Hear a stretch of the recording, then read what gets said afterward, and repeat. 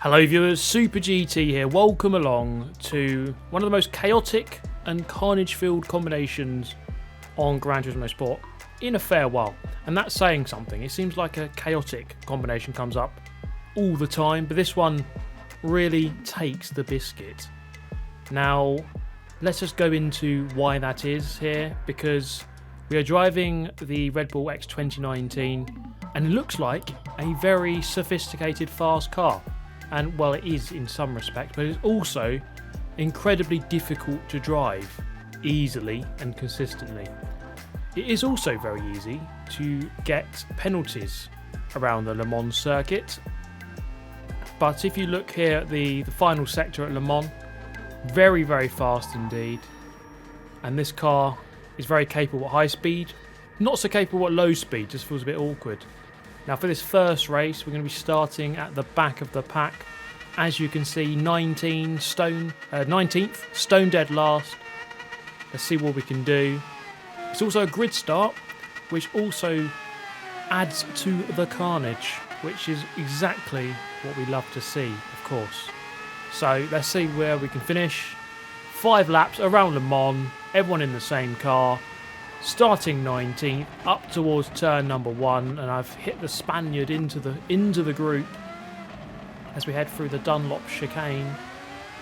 And at this point we've only gained 1 position, but then this is where all manner of things begin to unravel for many drivers here, as we have someone onto the gravel.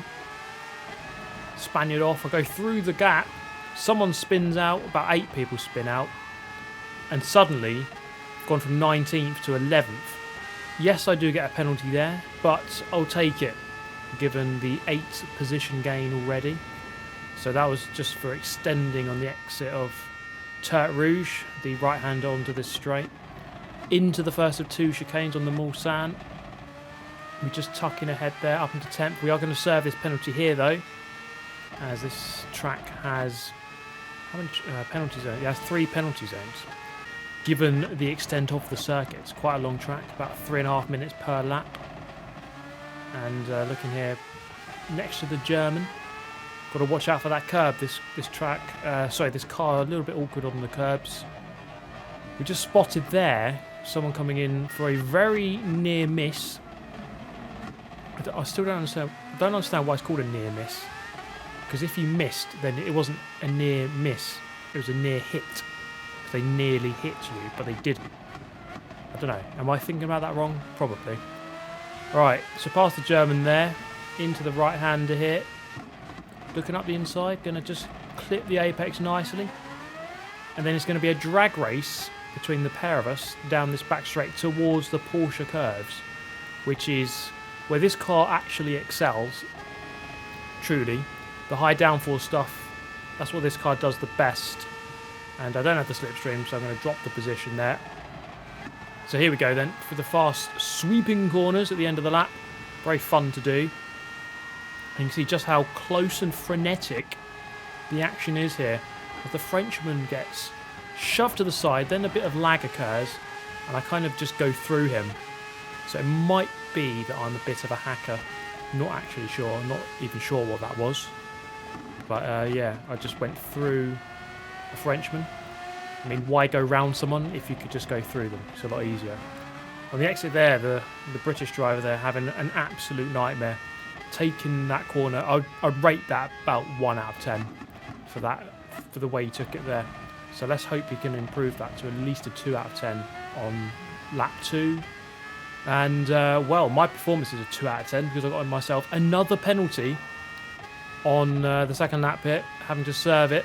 And that was very frustrating because I had some good momentum going forward, looking to try to catch up with the guys in front.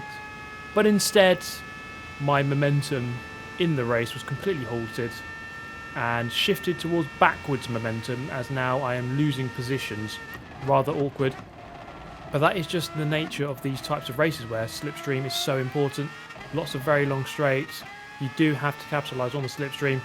And if you make a mistake and the cars behind catch you, then you're basically toast. So a little bit later on into the race, lap 3 now, sat here in 7th position. Make that 8th as the Dutch driver here just nips underneath and gets ahead. And this is where I really began to drive like an absolute idiot, basically. Just yeah, drifting wide into the barrier and losing a handful of positions. So I don't even know what that was. It was just me driving very stupidly and foolishly and losing many positions. Trying to get a nice little switcheroo here on the exit against this dude who had been battling for the majority of the race. Ideally, I should probably be a lot further up if it wasn't for all these silly mistakes and penalties. But it was my first go at this race. So, you know, you can't expect too much to begin with. It's quite a tricky car to get to grips with, excuse the pun. Now, this was quite an important moment of the race because I just managed to get into the slipstream of the car in front and just managed to escape the slipstream, or giving the slipstream to the car behind. So, a fine little moment there amongst all of the carnage and all of the bad moments for me. The car in 6th place serves a penalty, so we're going to try to get past the pair of them here. So Dutch driver going slow, tuck into the slipstream of the Spaniard who's moved far to the left. Then we're going to go over to the right and reclaim our position of 6th. Absolutely incredible scenes here. Only on the Super GT channel can you see someone rightfully get back into 6th position where they belong. Now down into the corner which I can't remember the name of, which is, to be honest, most of the corners, because I can't really remember the corner names for most of the corners. This is lap 4. The Spaniard just decides that there wasn't actually a corner, just carries on straight pretty much. But then coming into the Porsche curves, I couldn't really do too much about this because this guy around the outside, and you know, like, to be fair to him, let's just stop it there. He has just completely mugged me off because that was a very, very clean move around the outside. And sometimes you just have to take your hat off and just respect the other driver for absolutely showing you how it's done. Now, I showed myself how it wasn't done again at this corner. Seemed to be a real problem corner for me, as the car seems to go very light through that section. And then I get a 1.5 second penalty. You see how Barry R obviously wasn't very happy that I hit him once again. Not that hitting the barrier there even helped me in any way, so I don't see why you should get a penalty, but there you go, that's the way it is, so just suck it up and deal with it, mate. Then I was back with my friend here, Hazo1977. We seem to be glued to each other for the majority of this one. Into the corner I don't know the name of again, for the 5th time. I managed to get past him into 8th, but then he managed to get back past me, as you can see with the slipstream. And then this guy managed to jump into the party, the Danish driver. I nip underneath on the way out. I'm on the left, I'm on the wrong side. So all we can do here, actually, as I make contact, as I lose the position, down into 10th. Here we go then. Let's try and get a slipstreamed pass around the outside. Is this going to be viable? Is this going to work? I turn in, he's still just about there. And I turn in and I'm half on the grass. Through the Porsche curves for the final time. Can I get 8th position? Very tricky to drive in the dirty air. And he makes a mistake and I go left and I make a big mistake. And then it's a drag race between the two of us. Coming into the Ford chicanes at the end of the lap. I've got the inside though. First corner is a left. I'm on the left. In we go. Cut in the corner. Was that a corner cut? Let's sincerely hope not, but it is. And by this point here, I was really regretting basically just my entire life. But I crossed the line a few seconds later with the penalty to finish in 9th.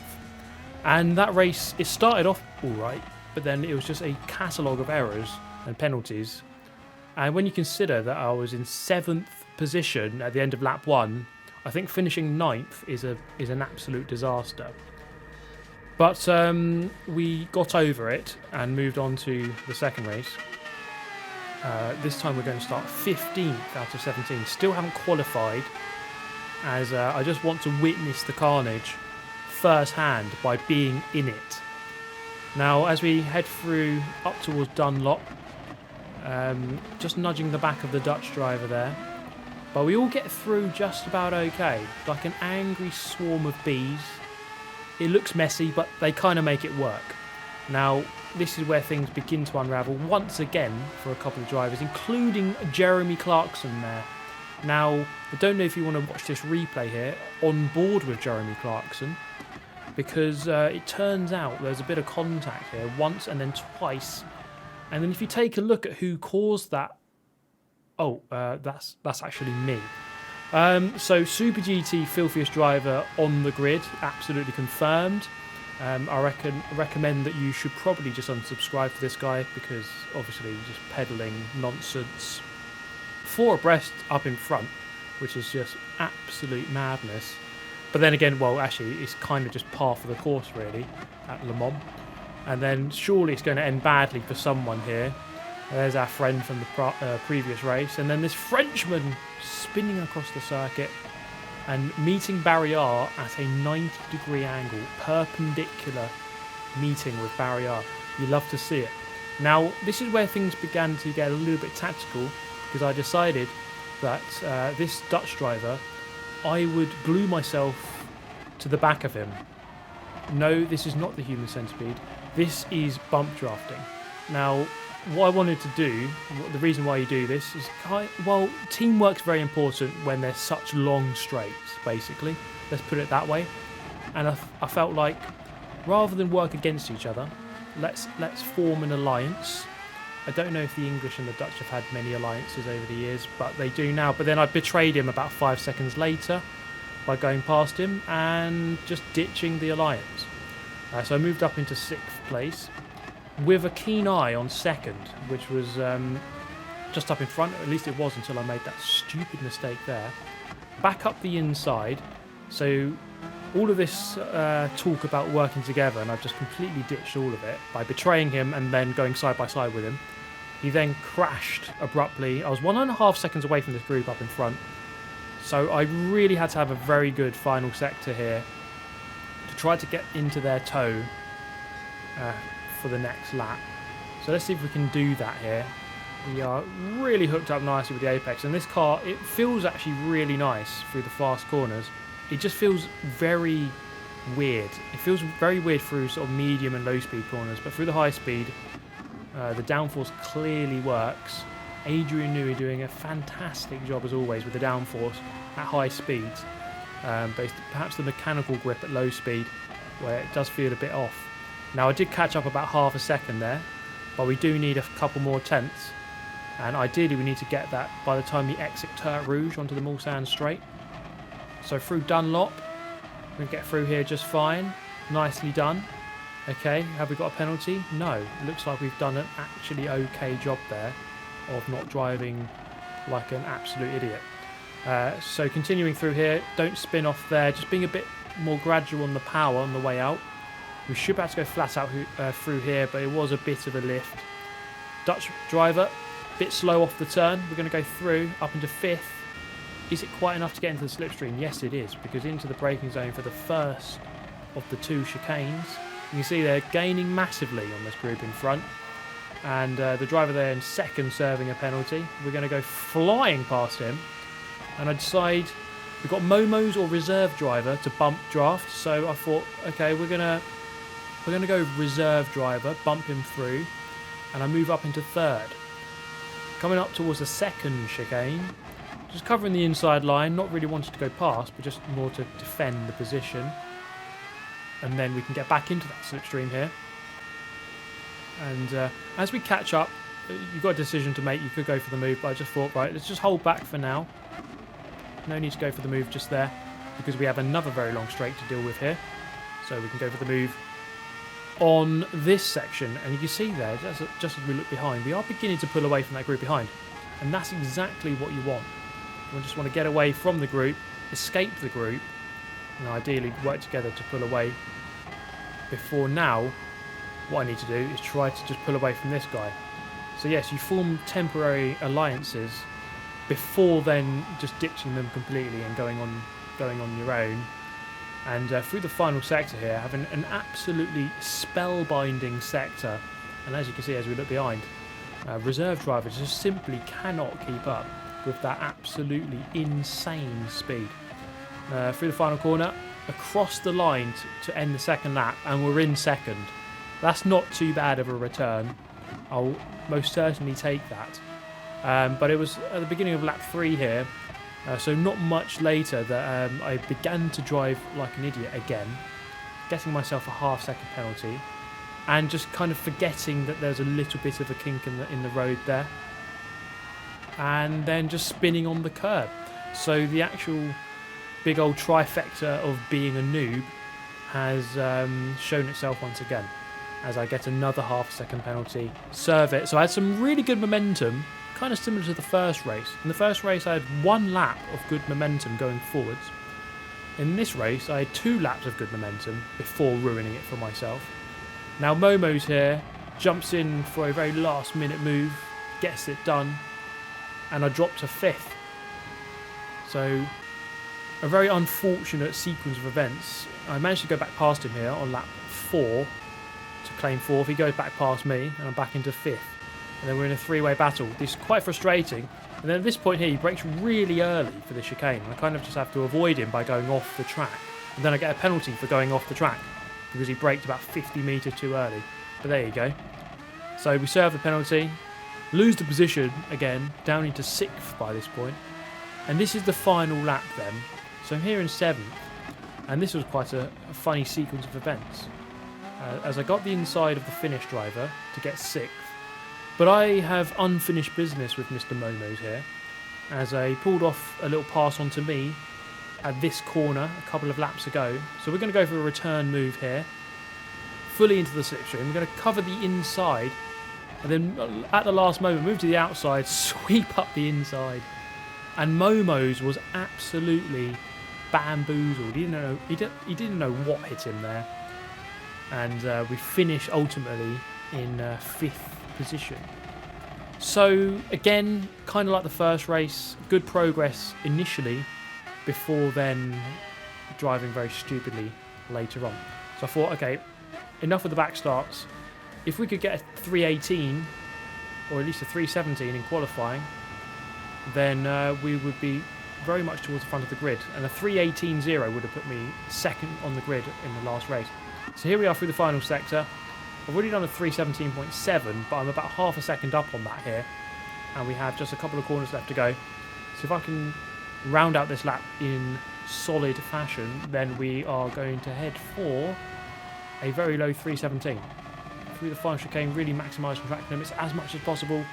Bit of a squirm on the exit, and we go to a 317.0. Fairly happy with that time. Could go quicker. I think I can get well into the 16s. And then we had another opportunity here with 3 minutes 16 left on the clock as we crossed the line. We had 1 lap to try to improve our lap time before this race began. But yeah, I just spun it, so that basically didn't happen. So let's move into the final race. Starting 3rd, courtesy of our new qualifying time. The top 2 drivers with much quicker lap times than me. Into the 3:15s and 3:14s for the pole sitter. So this race will be a very difficult one to finish above 3rd, but we'll give it a jolly good go and do our best. But that kind of unravelled here at the first corner, as about 58 cars came out of nowhere and blindsided me. This Finnish driver decided he wanted to travel more on the grass than on the tarmac, but I'm not really complaining because I gained a position out of it. And you see the leader there, Aphelion, just driving off into the distance. And that's the last thing you want, really, with a driver that's very quick and capable. You need to try and at least get in their slipstream. But we've completely failed that. But we are in the slipstream here of 2nd place. As we go for the pass, up into 2nd now. Into the first chicane. See if we can get this okay. Looking for that 100 board on the left. Maybe going a little bit too late on the turning. We'll get through there just fine, and at this point of the race you're just thinking, let's work together, and that's exactly what this guy does with the cheeky little bump draft there, and he does it again. This is absolutely incredible stuff, the pair of us working together like a dream team. And you see here at the end of the first lap I actually managed to drop him. This is halfway through the 3rd lap, and the gap was about 9 tenths near enough a second, and it was in that sort of scary range where I'm only one little mistake away from them being back in the slipstream. And that little mistake was there. It was actually quite a big mistake. And we get another 1 second penalty. At this point, Will Murdoch drives through. He actually started towards the back, but he's got very good pace. Very, very good pace indeed. And it'll be very difficult to try to keep up with him. But we're going to give it a good go, see if we can do it. But we've pretty much already failed by the time we get to Turret Rouge on lap number 4. So by this point now, I've kind of written off first, I've written off second. It's a race for third with the guy who finished second. And he had a penalty here. Serves it. Gives me a bit of breathing room because he was just catching up there. He was into the slipstream. And that gives me 1 lap. Well, now half a lap. This is halfway through the final lap. You see there, he's 8 tenths behind. He only needs to gain 1 tenth and he's back in the slipstream. So, very ominous moments here. And my heart rate was approximately 500 by this point. And by this point, he got into the slipstream, and that was it. It was kind of game over. Well, not really. We've still got half a lap left, so it's not game over at all. I don't know what I'm talking about. Into this one, we get through there just fine. He doesn't go for the move there because it is better to go for the move on this straight, as it's harder to get a reply overtake done. So all I can do really is move to the right, cover the inside. I'm a sitting duck though. He's going to go flying past on the left. Not much I can do other than tuck back into the slipstream. Just try to get him offline here as we head into the fast sweeping right-hander into the left. And does he overcook it? No, he doesn't. Can we go for the move here? Possibly. It's a very difficult corner to get a good overtake done on late on the brakes. So all I've got to do, in a similar fashion to what I did to Momo's in the previous race, is get a move done here just before the Porsche curves. This is the last good overtaking opportunity on the lap. Let's see if we can get it done. I'm going to hang to the inside, and the calibre of driver here is clearly high, as he doesn't fall for it at all. And he just made exactly the right decision.